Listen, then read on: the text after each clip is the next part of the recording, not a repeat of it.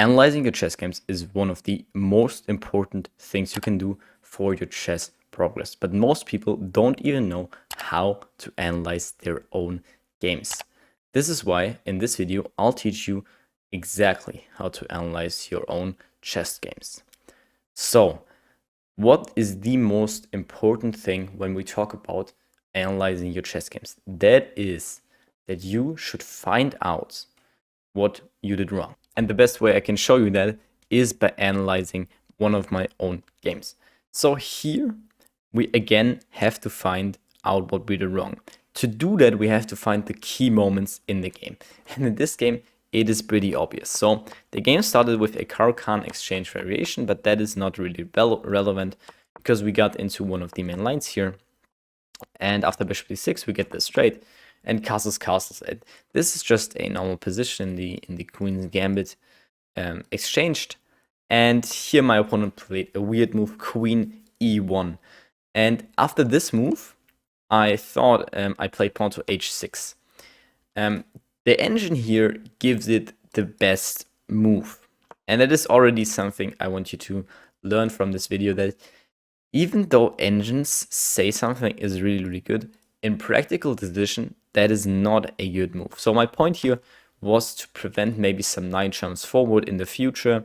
Maybe like for example, if they push for h4 and then they put their knight here, I want to prevent that because then this bishop here would become kind of weird. But what I missed is just knight to e5. And here I just completely forgot that this move h6 would weaken the g6 square. So every time a pawn pushes in chess, one square is weakened. So for example, here in this position, this would be the g6 square. So if I now want to drop back my bishop to g6, well, the only support I got is with the f pawn. And if I would have realized that beforehand, or if I would have just thought of this concept, well, then I wouldn't have played h6. And I don't think h6 is a great move at all, because it does exactly this. And what the engine wants after h6, knight e5 is in not what I played, but bishop f5. Saying, okay, this pawn structure is good for you because you have great control over the e5 square. And you're going to put a knight there. So let's say best move here according to the engine is knight f3. Let's say rook e8, queen d1, and knight e5. So basically the engine just wants our pieces, our knight to be here and say, okay, this is great because you get central control and your opponent doesn't. And this is your compensation for the double pawns. But usually I don't like going into these kind of structures where you have these kind of double pawns. So what I play instead is bishop to h5. And that is called an inaccuracy.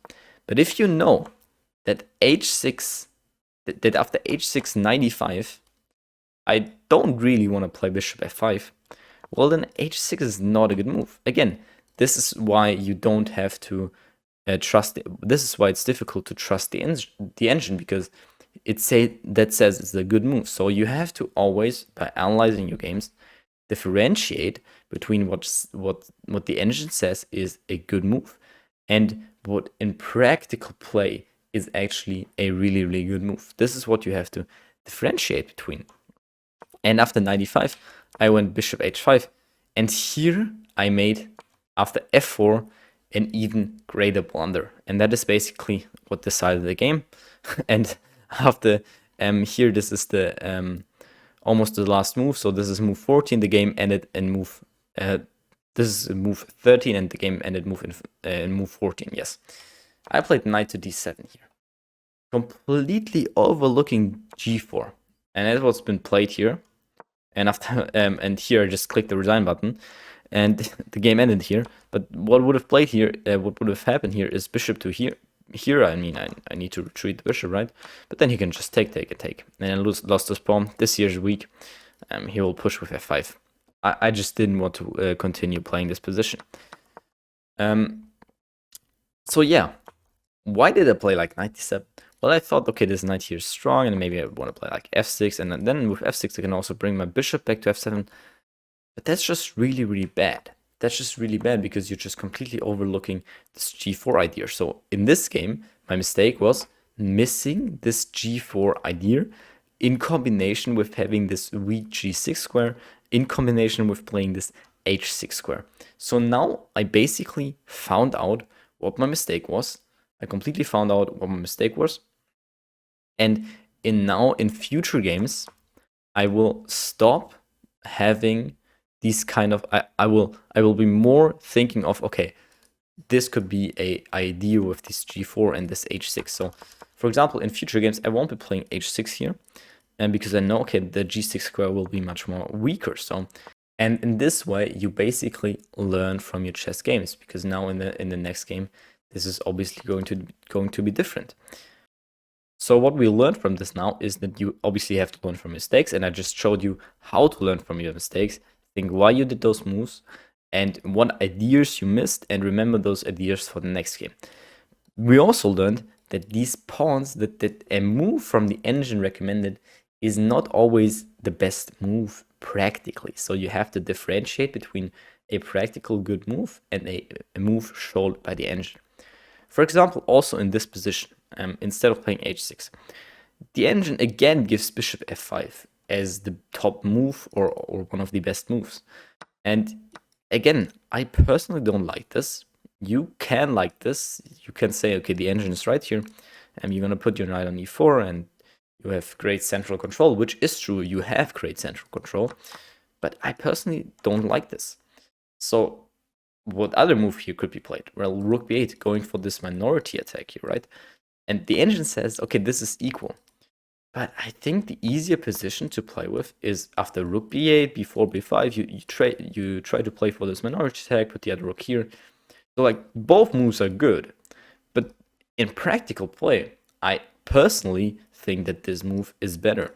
And this is obviously what you have to decide for yourself. So for example, if you're in an opening, engines don't know openings, they just think of the best moves. And if you play the Caro-Kann defense, well, this is the same, like from the evaluation, or like it's almost the same than any other black opening, like the Sicilian defense, right? Doesn't really matter if you now play for the Caro-Kann defense or for the Sicilian defense from an engine perspective. But for you, these positions are very different. So it's important to get the human perspective in. So what we looked at is the practical play of the game. One important aspect that I didn't mention is time management. If you look at this game, we started with 10 minutes, here 9:59, right, 10 minutes. And well, at the end of the game, which is here, I had 9 minutes and 40 seconds on the clock. So I played this game in 20 seconds, which shows that my time management was terrible. I just played way too fast, and maybe this fast playing until this exact position is fine, because until this exact position, I know that you're supposed to set up like this in the Caro-Kann exchange variation. I knew the theory that after this is the theory. I knew that this was the theory. So up until this move, it's fine playing like 1 second every move. But up until this move, you have to think about your moves. This move was played in 1 second. 1 second. And then here, same thing. This move was played in 5 seconds. You have more time than that, and especially in more important moments. So I should have spent more time. But now we uncover the reason why I didn't. And that is the part that I haven't heard anyone talk about, and that is your feelings. People don't want to talk about their feelings in chess. It's actually more important than anybody has ever told you. So for example, in this game, I've been playing a game before that game where I lost, and I lost terribly, and I remember being tilted about it. I remember being tilted about this loss. So what happened here is, oh, I just want to win quickly. I develop my pieces quickly. So this is what often happens when you said, okay, you lose, and then you play a game afterwards. Then what happens to you is that you're in this weird mode of tilt, and that is not good for you. So I genuinely don't recommend you playing games after you lost. Genuinely, like, don't play games after you lost.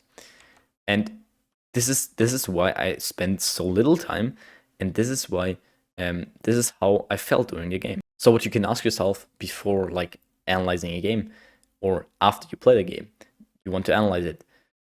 Ask yourself, were you optimistic before the game? Clearly, I was not in this particular case. Were you focused during the entire game? Because some people, they just don't focus. They like watch a YouTube video next to that. That's not good.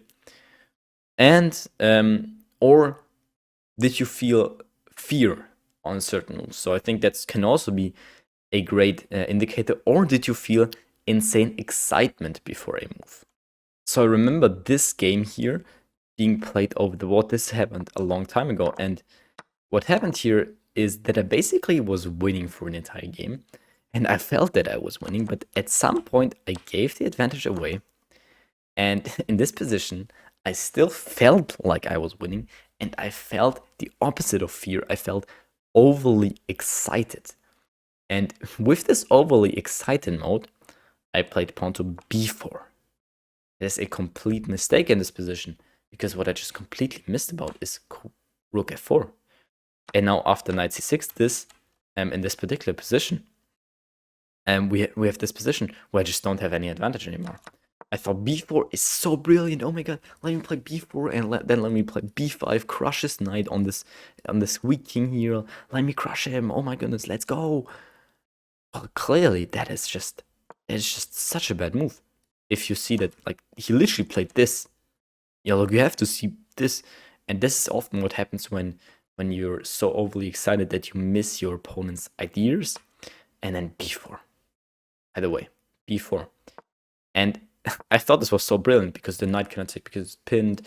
The queen cannot take because the rook is hanging. Oh my goodness, such a brilliant pawn push. Let me play b5 and win. That was overexcitement. But the opposite can happen. It can also be here. You can also say, oh my goodness, maybe you see, okay, maybe not, obviously not rook f4. Let's say he would have played some random other move. Now b4 is actually the top engine move. If the rook is not here and he's gonna go for this.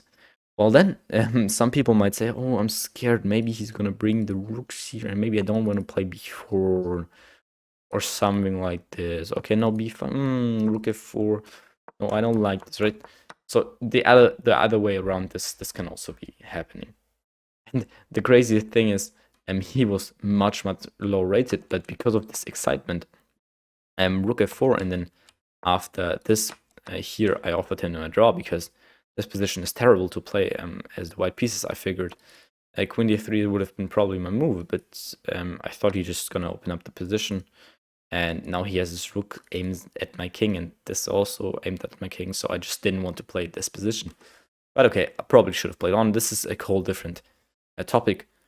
But yeah, this is how you lose chess games, because of your feelings. So to sum this up, what is the most important thing to focus on? The most important thing to focus on is what you did wrong, how it happened, and what kind of pattern it was that you did wrong, so you can avoid that kind of pattern for the next time. You can also think about your time management, your feelings during the game, and that's basically the most important thing. I hope you now know how to analyze your chess games. And before we end this video, I just wanted to say that I'm offering a completely free one-on-one chess coaching call with me for 30 minutes. Just if you're interested in that, click the first link in the description. That's all I wanted to say. Hit the like and subscribe button right now, and I'll see you in the next video.